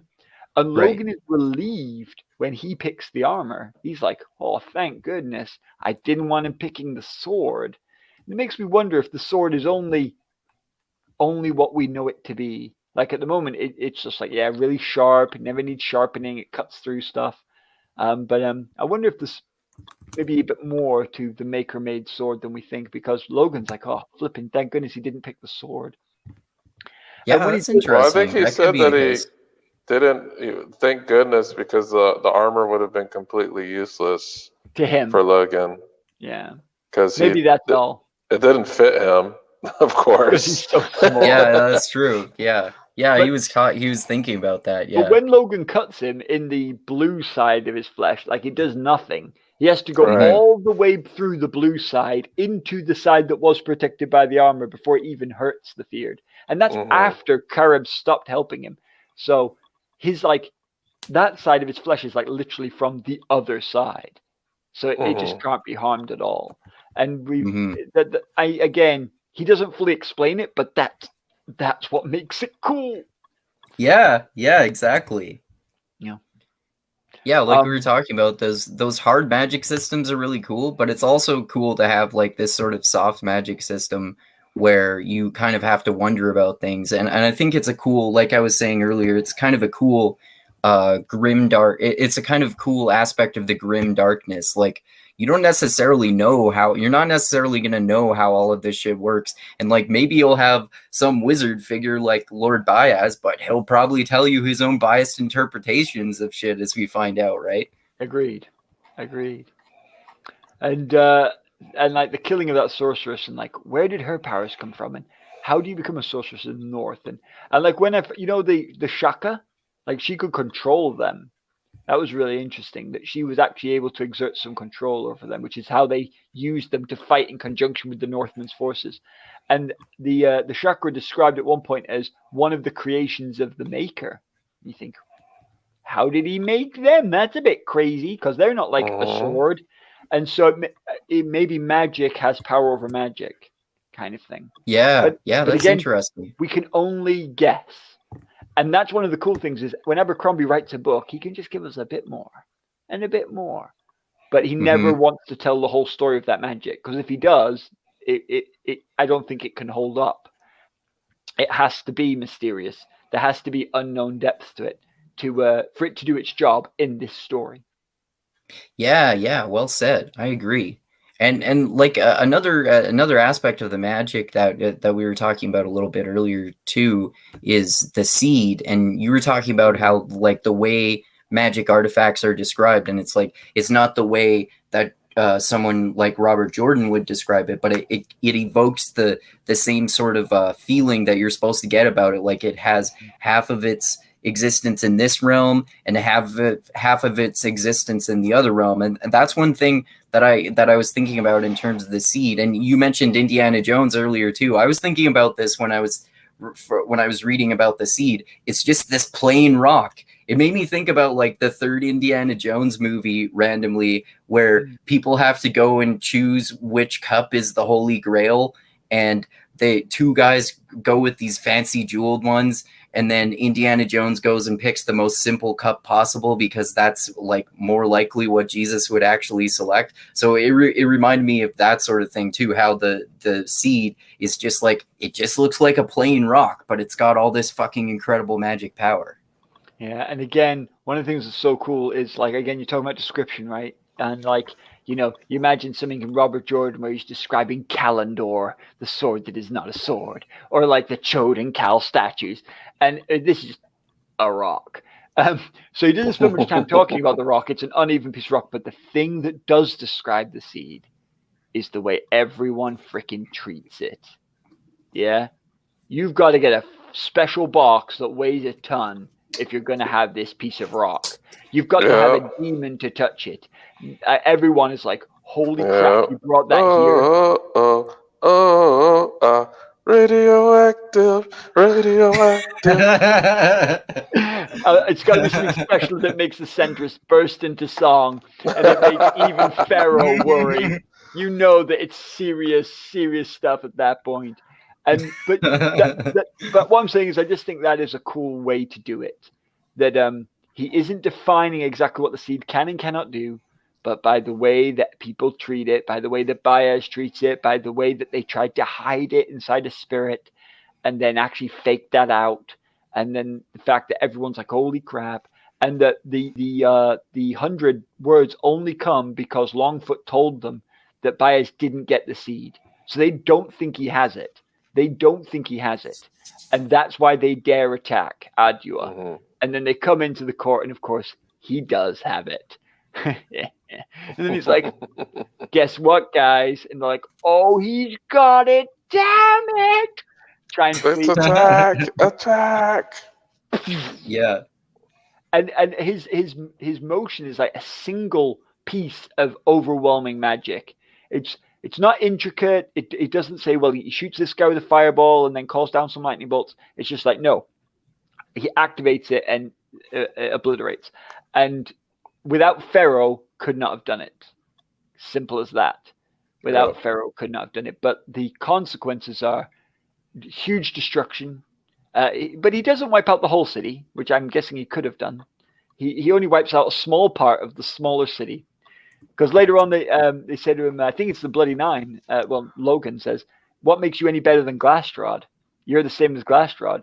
You just killed a smaller bit of a smaller city in a smaller time. And Bayaz says, oh, no, there's one key difference. He lost. Yeah. It's like, and that's one of the things I think it was Dusty said. He just really doesn't care about the rules. What he cares about is who's the winner at the end, and it's him. Yep. Yeah, exactly. Wow. It is that moment when he just unleashes the seed, absolutely obliterates this overwhelming force that should have been able to take down anyone. Just like, holy crap. Yeah, this book definitely needs a TV series. Yeah. Definitely. And the thing is, this is the kind of TV series that would really please modern audiences. Like, I think, like we've been talking, Dusty, as big fans of Wheel of Time, of the Wheel of Time series that is coming out. And I think in some ways, I bet they will need to do some stuff. They're going to darken it up. They will definitely darken it. Yeah. I think, and also they'll definitely increase they'll definitely have to insert homosexuality tropes just to keep it balanced for a modern audience that they'll want to see. Yeah, but I've heard people talking about that, about how there's terms like Yeah, I was just gonna mention that Pillow Friends. Yeah, like but what things they'll like do that. is they'll take the hints from Jordan and they will jack that up to 11 because they know that a modern audience will, in general, want to see some of that stuff. They'll want to see that balance. They'll want to see that representation, and I think we'll see that the female characters will get an increased amount of attention. Even though there was plenty of female characters because of the whole like thing. Especially like the whole third of the books, a whole third of the book series or so are mostly centered on the female characters, I would say. Well, I just want to see Moraine running naked through the threefold land. Me too. You might see some of that depending on how they do it, but I don't think Amazon is quite HBO. So look, we've already seen what's her name naked, so it's not going to be, I don't think, a big deal for her to play out that scene if they ask for it. I think they'll do it. I don't think they'll go Game of Thrones level though. With Cersei. Cersei walking naked. Well, it wasn't just that. Like Game of Thrones had like naked people in most episodes. It's in the first couple of series. It was a naked person per episode. But it's not grimdark. It's just it's titillation. But the point is, I mean Wheel of Time as a series is not grimdark. Nowhere near. And Jordan, even though there's plenty of naked people in his books, he always tended to try and make it either cultural or just straight up they're having sex. But if they are having sex, you rarely see Jordan describe it. He's just like, yeah, they had sex. Yeah. Whereas, but like Abercrombie, his books definitely feel much more gritty, and like you don't pull the camera away, do you, in an Abercrombie book? No, the audiobooks are so funny in that way because you just hear all the grunts and stuff. Oh, do you? Yeah, it's hilarious. Yeah, it is. But the funny thing is, like, he plays the sex scenes are more played comedically than they are like straight in the Abercrombie book. So like especially like when Logan is having sex with Ferro, it's just so fucking awkward that it's hilarious. But and that actually comes across in the book as well. That it is awkward, even though they should be like awesome, right? Because they're both like physical specimens and they're like magically enhanced practically. So you're like, they should be having like amazing sex theoretically, but actually I think it's far more realistic because often I think TV portrays that good sex is something that only happens between young hot people, where actually that's not necessarily the case at all. And so I definitely think if this got turned into a TV program, I think it would go down like a blinking, it'd go down like hot cakes. And they're gonna make Logan like really good looking, and Ferro's going to be really good looking. We already know that's going to be the case. They got to keep the awkwardness of the sex though. They have to keep that because that's actually that's for on film, right? It's really hard to make that kind of stuff look good. It's far easier to make it look comedically awkward, and they'll know that this is the one time we can get away with it because the fans will be like, "That's true to the book." Exactly. They'll be like, and so they'll love it. And I think these three books as well they're not like Wheel of Time books. They are very plottable and very cinematic, and you can absolutely do these books 3 series. Series 1 is book 1, series 2 is book 2, series 3 is book 3, and you could have a great time with it. That would be a way better candidate for like the new Game of Thrones on TV than Wheel of Time for sure.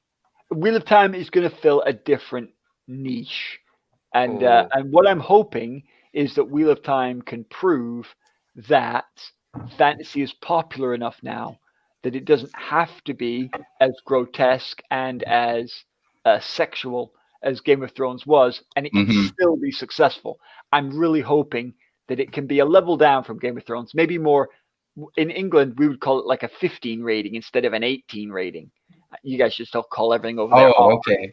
So we have different movie ratings in Canada too. That would be like 14A instead of 18A or something. Yeah, exactly. Like that. And I would love Wheel of Time to be pitched at a 14A sort of level. Now, the thing is, whether or not I will be is beyond me to know, right? I haven't really seen where Amazon's going to pitch it. It could certainly go full Game of Thrones hog. It could certainly do that. I'm hoping it won't, because I don't think if you look at the books of Game of Thrones and the books of Wheel of Time, they're written in very different themes.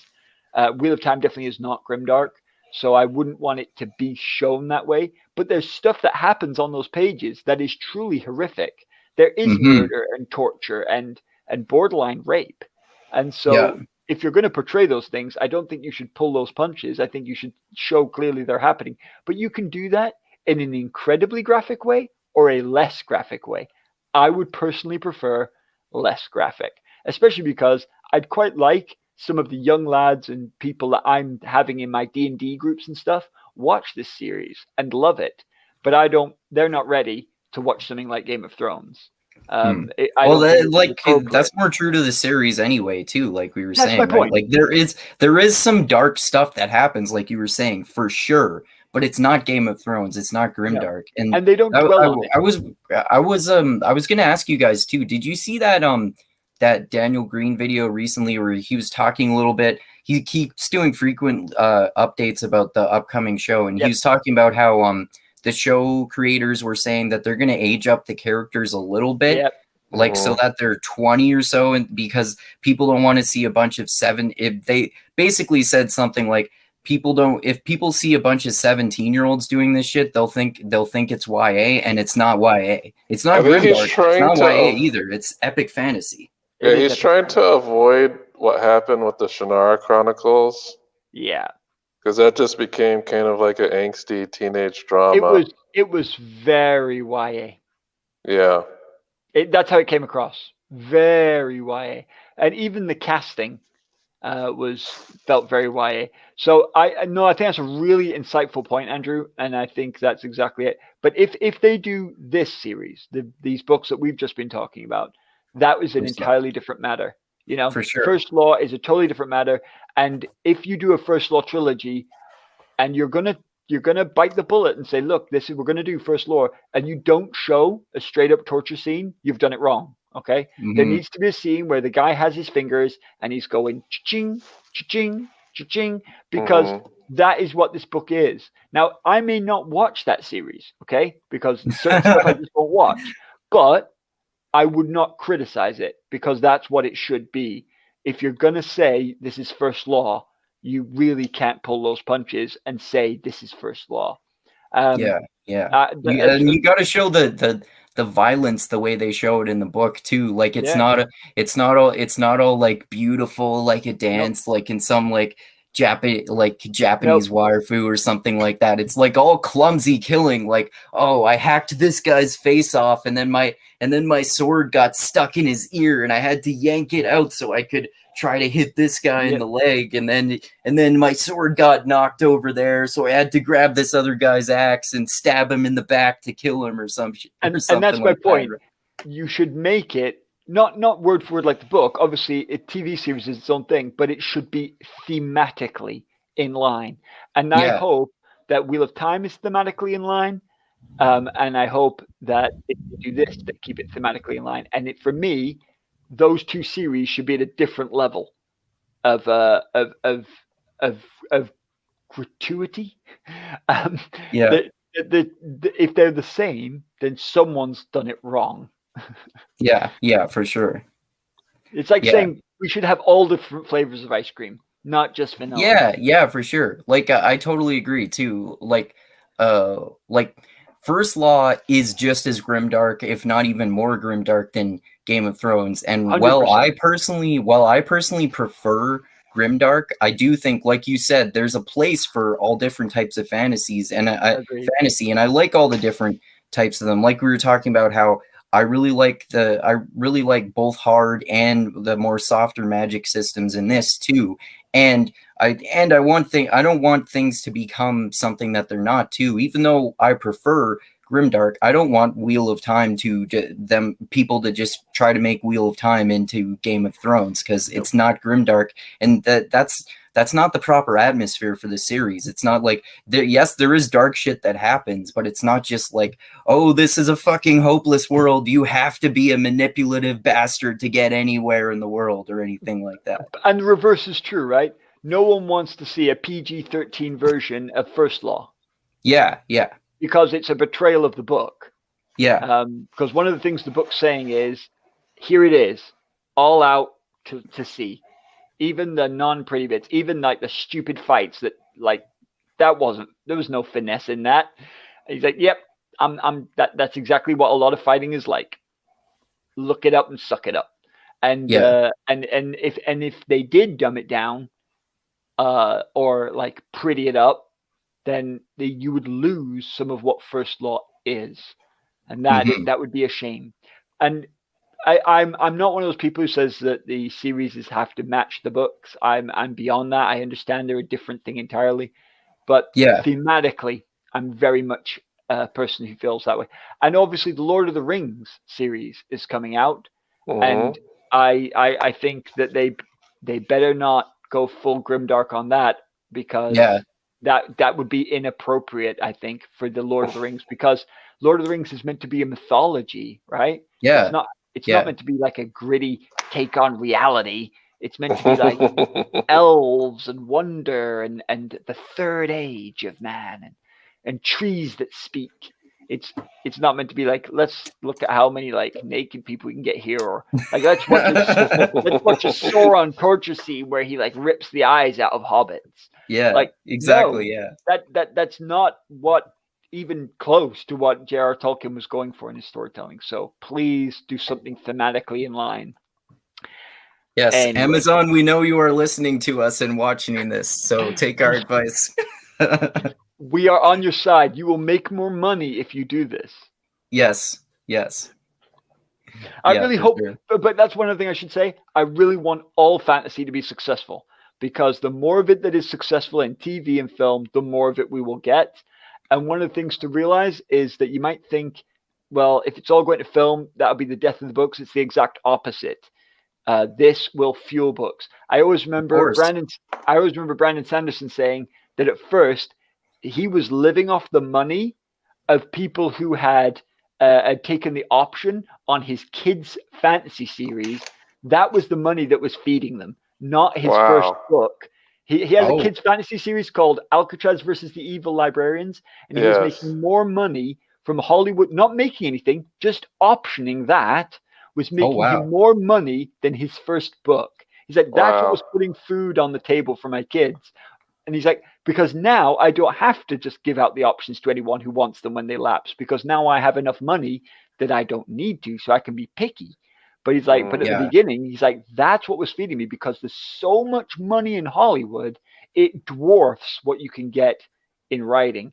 And so that's something to really think about, is that if these things go up, it's going to mean that more and more authors have the opportunity to even just get optioning money that will allow them to write more. And so that we as a fandom should be very supportive of anything we can be by way of that. Let the people who have the big money know that we'll watch this stuff. And when shows and movies about fantasy series get made, it increases sales for the books too. Like 100%. You know, there are movie editions of the books that come out with like Lord of the Rings. There are new movie editions coming out of the Dune books. Like, there are new movie editions. Sunrise and Fire were sold after Game of Thrones came out. Exactly. And there are movie editions of the Wheel of Time books that are going to come out now too. So like it gets more people interested in the books too. Yep. So what's your favorite thing about Joe Abercrombie as an author? I'm gonna have to go soon. Oh man, it's so hard to say. Like I guess the thing that he's best at is creating like realistic characters that are super dark, but you can still totally empathize with them, even if like you wouldn't want to be friends with them even in real life at all. I think that's the thing that he's best at, the characters. And maybe, like I said, I really like the grimdark style of violence too, like how it's all sloppy. Even like the most skilled warriors are like, they're all sloppy when they get into war, and war just ends up being a clusterfuck no matter what your plans are like. I would say those aspects are the ones that I like the most. What about you, Dusty? Click, tap, pain. I don't know. I like how it's Glokta. Yeah. I don't know. It's just like the humor that he's able to inject into these really dark stories. Like, Glokta's inner monologues. Sorry to interrupt. Well, those are one of my favorite parts of the series too. Glokta's inner monologues. Yeah, I just love that aspect. Even in his other books, there's always kind of like this dark humor that's always in the books. And it's usually it comes out through dialogue in the characters, but sometimes it does a lot come out through the narration and the description of things as well. But that's like in contrast to something like Game of Thrones, which is it's been a while since I've read it, but I don't remember much humor outside of Tyrion's dialogue. And I believe the show he's mostly Tyrion, the comic relief, yeah. Yeah, and show Tyrion was actually funnier than book Tyrion. I think they actually wrote more jokes for show Tyrion than book Tyrion. But yeah, I just like that combination of being able to keep it not too dark, and that you're able to make fun of some of these things that happen to some of these characters. Yeah, for sure. Yeah. What about you, Tristram? I think his character work is maybe on the very top tier of character. If I had a tier of maybe the top 5 authors with character work, I think he'd be in there. He is just amazing. His character work is unbelievable. It's what you said.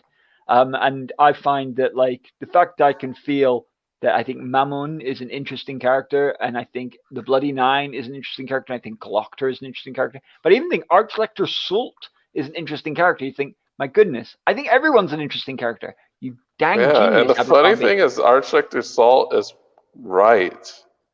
Yeah. He's correct. Yeah. And when I'm saying he's correct as in Jezal is not like the true heir to the throne. But because it becomes law at that time, he's technically a traitor and trying to dethrone him.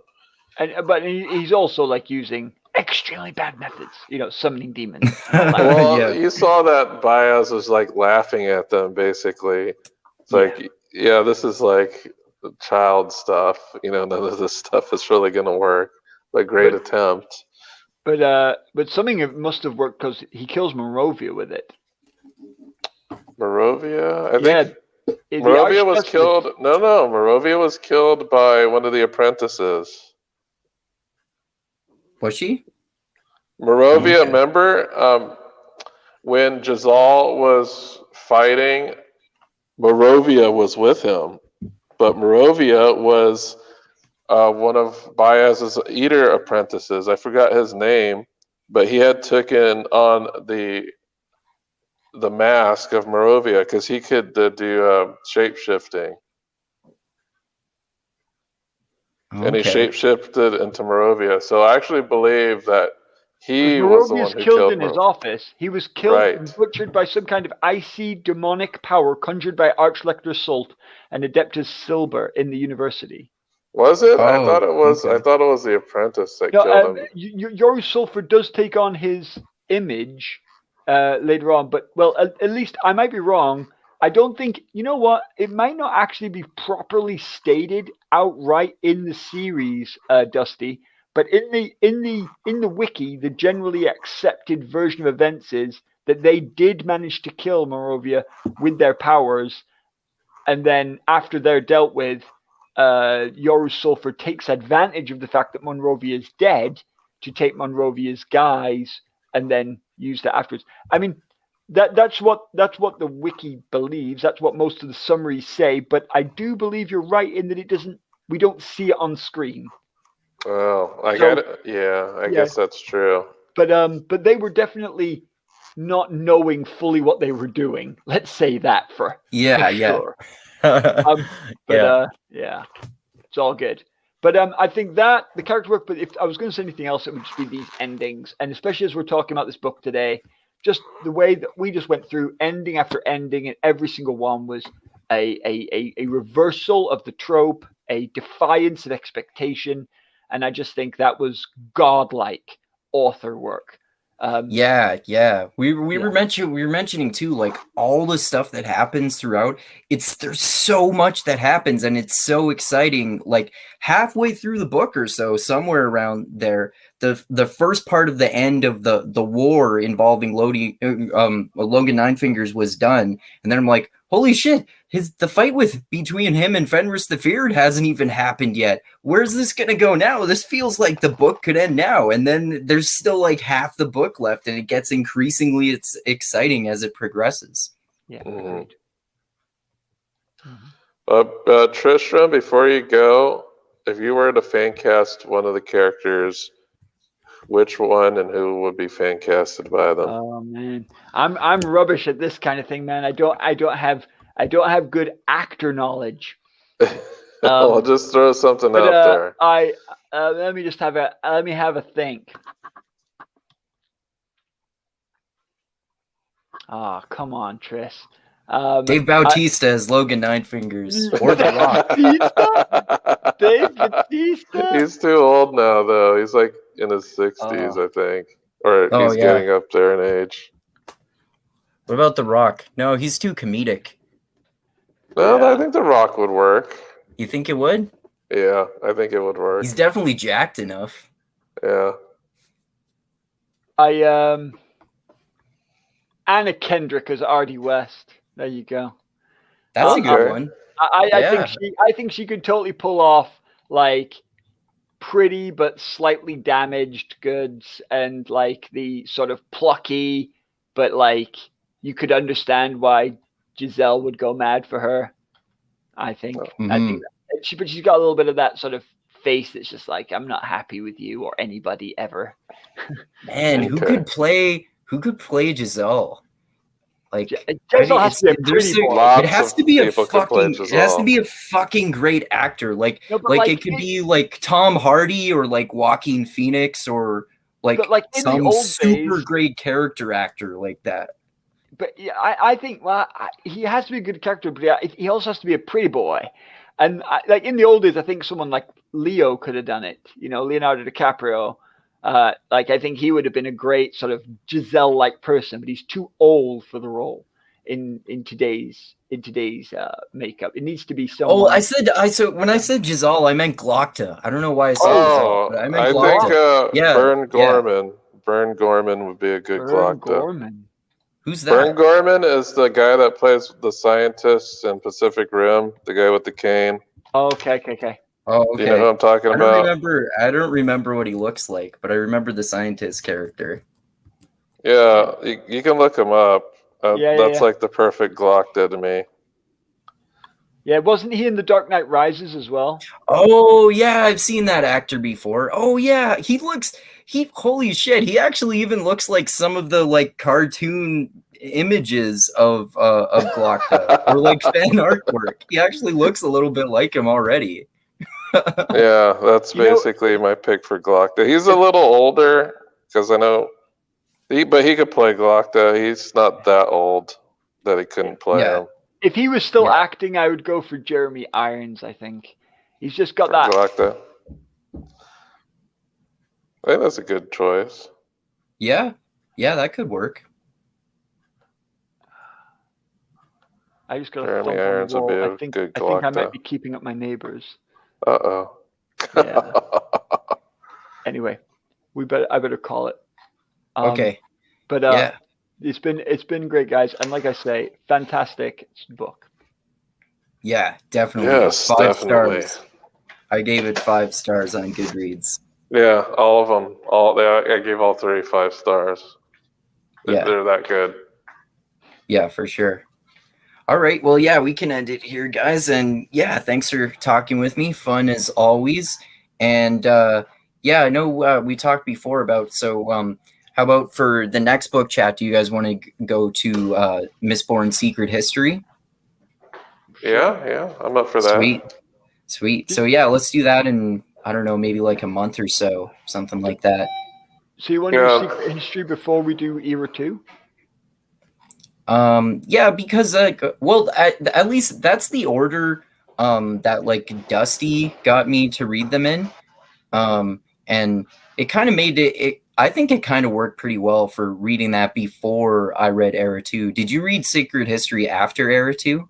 Yeah, because there's some things that are revealed in Secret History that are only really revealed in book 3 of Era 2. But I mean, it's all good. I mean, we all know all the secrets, so it's fine. Yeah. Okay. Because chronologically, chronologically it works. Okay. Yeah, cool. All right. Well, yeah, and thanks to everyone for watching this. Click the like button, share it everywhere, subscribe. Give me money on Patreon if you want, and the link for that is in the description of this video, as always. And yeah, like I always say, I love you all. Keep being the tiny beam of light that shines through the almost impenetrable darkness in the universe, especially if you read First Law. Remember that the world is not as bad as it's portrayed in the First Law series. But definitely check out those books, because in my opinion, they're just as good, if not even better, grimdark than Game of Thrones / A Song of Ice and Fire. It's really comparable. They're kind of different types of grimdark, but they're definitely both fucking great. And yeah, oh yeah, I forgot to say, most importantly, always remember this: the funk cures all, and groove is in the heart. And Joe Abercrombie is awesome. And also check out next week. I've got another Tremor clip coming out from my episode that I did with Parker about psychedelics and wokeness. We talk a little bit about defund the police. And then I also am coming out this upcoming week with a video I was talking to Dusty about yesterday on the book called The Dialectic of Enlightenment by the Marxist philosophers from the Frankfurt School, Adorno and Horkheimer, and their kind of radical theory about how the Enlightenment is fundamentally flawed because it's anti-Semitic, which is interesting. But obviously I don't agree with that, but I think it's interesting, and public intellectuals kind of lump this into postmodernism and critical race theory and kind of spread misinformation about, in my opinion. So check that out too.